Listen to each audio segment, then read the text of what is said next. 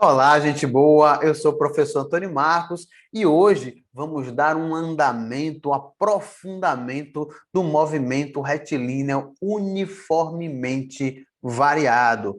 Vamos a ele porque aqui o tempo urge, as técnicas são um pouco mais avançadas e profundas.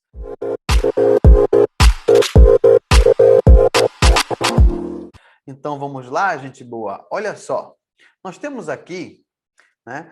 A gente já iniciou esse estudo, fizemos uma abordagem inicial, só que nós temos aqui hoje um aprofundamento estrutural. Primeiro, me permita lembrar para você a primeira equação que nós vimos, que foi a equação horária da velocidade, né? Equação horária, V igual a VO mais AT, é a equação simples, né? É a equação horária porque tem tempo. A primeira letra me diz que é uma equação horária da velocidade. E, claro, normalmente ela é utilizada quando você quer calcular a velocidade em função do tempo de movimento. Só que existem outras três funções que nós não podemos abandonar. Por exemplo, a equação horária dos espaços no movimento variado, que é essa daqui, ó. S é SO mais VOT mais AT ao quadrado sobre 2. Perceba, gente. Perceba aqui comigo, ó, esse é o espaço final, esse é o espaço inicial, velocidade inicial, tempo, aceleração. Poxa, Marcos, tem um tanto de coisas aí, tem um monte de informações. Calma, daqui a pouco a gente vai aprender a administrar essas informações como um todo. Antes de mais nada, eu queria que você pensasse uma coisa. Raramente no vestibular moderno você encontra uma prova que diga assim, ó, o espaço final é 90, o espaço inicial é 30, VO vale 0, aceleração vale 5, quanto é o tempo de movimento?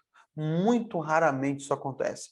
A prova hoje ela tem uma natureza mais descritiva, mais contextualizada. Um veículo parte do repouso percorrendo 2.500 metros a uma aceleração de 8 metros por segundo ao quadrado. Qual o tempo de movimento para esse desenvolvimento da velocidade? Então, perceba que quando eu digo um corpo parte do repouso, estou dizendo que VO é 0. Percorre, ou seja, se desloca de 2.500 metros. Aí, nesse caso, eu não lhe dei S, SO, eu lhe dei o delta S. Pô, como é que eu vou fazer aí? Não, você não vai fazer. A grande questão é, observe, isso aqui é o espaço inicial, isso aqui é o espaço final.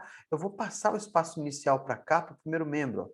Ficaria S menos SO, que é igual a VOT, mais AT ao quadrado sobre 2. E o que é, Marcos, o S menos SO? É o delta S?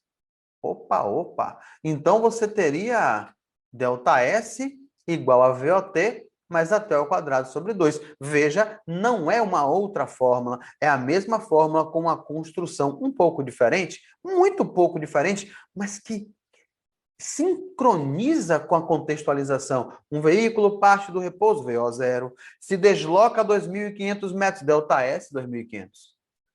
A uma aceleração de 8 metros por segundo ao quadrado, A igual a 8, determine o tempo. Substitui e vai embora. Perceba que ele se encaixa num processo mais contextual. Não digo que o anterior é errado ou incompleto, não é nada disso. Se trata apenas de fazer um ajuste em prol da leitura mais dinâmica, mais concisa e mais precisa. Simples assim. Legal, Marcos. Outras coisas, outras vertentes. A velocidade média no movimento variado. Como é que a gente age diante da velocidade média no movimento variado? Ah, já sei, ΔS por ΔT. Verdade. Velocidade média, deslocamento em função do tempo, serve para qualquer movimento.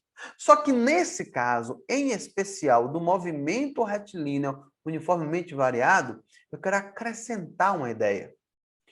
No movimento variado e somente no movimento retilíneo uniformemente variado, nós podemos dizer que a velocidade média corresponde à média das velocidades. Aí você vai dizer, poxa, a gente não podia fazer isso lá no movimento uniforme. Não, não podia. E por que podemos fazer isso no variado?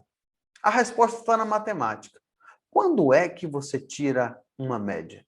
Veja, não perguntei como, mas quando tiramos média das coisas? A média de idade de uma sala de aula, a média de altura de uma cidade, a média de idade de um país, a média de café consumido mês a mês na sua residência. a média do número de passos que você dá durante uma semana. Por que você tira uma média? Você tira uma média porque todos esses elementos aos quais eu fiz referência variam. Por que no movimento variado eu posso tirar uma média? Porque caracteristicamente no decorrer do tempo a velocidade varia. Ou seja, toda média aritmética é produto de uma variação de elementos. Lembra da escola? Tirei 6 no teste, tirei 10 na prova. Média da unidade, 6 mais 10 dividido por 2 dá 8. Se você tirasse 8 no teste, 8 na prova, você não faria a média, porque a nota se manteve constante. Ah, por isso não poderíamos fazer no movimento uniforme? É claro que não, porque lá no uniforme a velocidade é sempre constante, não tem variação, você não tira uma média. Ah, mas isso traz consequências. Por exemplo, pegando a fórmula original aqui, ó, no cantinho direito, veja o que eu vou fazer. Produto dos extremos pelos meios, ΔS, velocidade média vezes o tempo, ΔS. Quem é a velocidade média no movimento variado? V mais VO sobre 2, média das velocidades, vezes o tempo. Eu gosto muito de chamar essa fórmula de a esquecida. Muita gente esquece da existência desse recurso. Fórmula é um recurso, gente. Esse é um recurso interessante quando fala de movimento. Pô, legal. Aí, quando é que usa? Calma, daqui a pouco eu chego nesse ponto, certo? E por último, nós temos aí a famosa equação de Torricelli, né? Talvez a mais importante da cinemática escalar, a equação de Torricelli, V ao quadrado, mais 2 vezes A delta S. Esta bendita dessa equação, observe, velocidade final ao quadrado é igual a velocidade inicial ao quadrado, mais 2 vezes a aceleração vezes o deslocamento. Perceba, gente boa, o seguinte, esta equação de Torricelli, ela não é, efetivamente, ela não é uma equação horária, porque para ser horária tem que ter tempo. E a equação de Torricelli não faz uso do tempo. Aliás, esse é o seu grande trunfo. Bom, é claro que quando você observa todas essas equações, você diz, legal, Marcos, eu tenho 4 equações, equação horária da velocidade, equação horária dos espaços, equação decorrente da velocidade média no variado e a equação de Torricelli. Ótimo! Eu conhecia todas elas, Marcos, entendo todas elas, compreendo a sua estrutura, mas sabe o que é? É que na hora da prova, com tanta informação, Marcos, eu não sei quando usa. Quando é que eu uso a primeira, a segunda? Quando é que eu uso a última? Como é que faz? Perceba, são 4 fórmulas, né? A equação horária da velocidade, número 1, dos espaços, número 2, a decorrência da velocidade média, número 3, e a equação de Torricelli, número 4. Se nós temos 4 equações, eu vou te dizer que nós temos facilmente 4 razões para o uso. Por exemplo, quando é que eu uso a equação horária da velocidade? Eu uso essa equação horária da velocidade quando a questão não me fornece, ou seja, a questão não faz uso do deslocamento. Não faz sentido o cara me dar deslocamento e eu usar isso. Então, essa é uma questão, essa é uma equação em que você não usa o deslocamento. Então as equações são projetadas, calculadas e pensadas em função do que eu não tenho? Exatamente. Não é para olhar o que tem. Se você olhar o que tem, vai ser meio desgastante. Eu tenho distância, eu tenho VO, tenho tempo, aceleração, tempo quadrado. Não. Você lê o texto. Nesse texto ele não me deu velocidade final. Quando é que eu uso a equação horária dos espaços? Justamente nisso. Quando ela não apresenta velocidade final.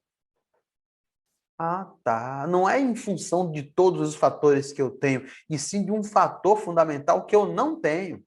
Por exemplo, essa terceira equação, ΔS, V mais VO sobre 2 vezes o tempo.